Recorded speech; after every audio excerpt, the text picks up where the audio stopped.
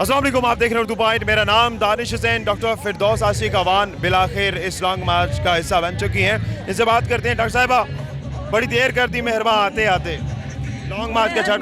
मेहरबान देर नहीं करता और इकबाल हमेशा देर से आता है। आप इकबाल के शहर से हैं वैसे, इसीलिए इकबाल की थ्योरी हम पे ज्यादा लागू होती है।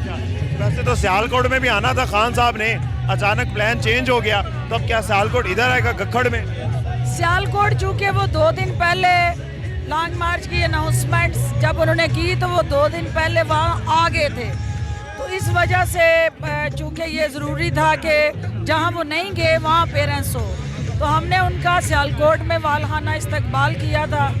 उन्होंने वहाँ खिताब भी किया था और अभी ये राव वाली जो है वो स्पॉट सियालकोट को दिया गया है, इसलिए सारा सियालकोट जो है इस स्पॉट पे उनको वेलकम करने के लिए खड़ा है।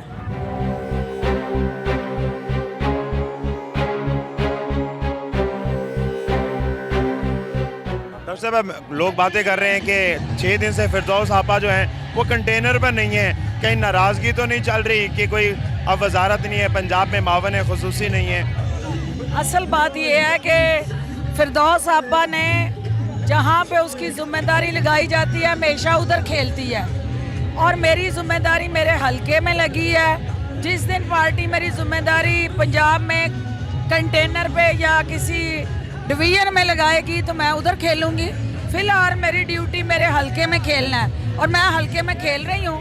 खान साहब 2 दफ़ा सियालकोट आए हैं, दोनों दफ़ा मैंने उनको रिसीव किया। अभी आज सियालकोट को इधर बुलाया, मैं इधर आई हूँ। जहाँ बुलाएंगे वहाँ आऊँगी, जहाँ नहीं बुलाया जाएगा वहाँ आपको पता है कि डॉक्टर फिरदौस की ये कमज़ोरी है कि सियासत करनी है इज्जत के लिए।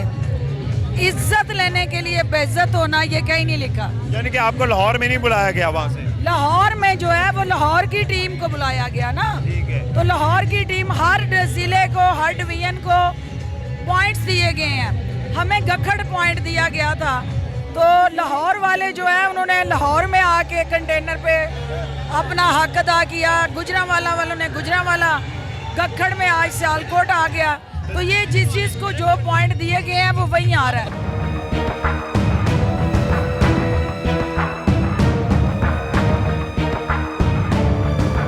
इस्लामाबाद भी जाना है आपने? इस्लामाबाद जाना था, जब बुलाएंगे जाएंगे। तो वफादारियाँ तब्दील होने की बात हो रही थी, कभी आपको भी किसी ने कहा कि वफादारियाँ तब्दील कर लें? इस बात को छोड़े, इस पे बाद में कमेंट करूँ। बाद में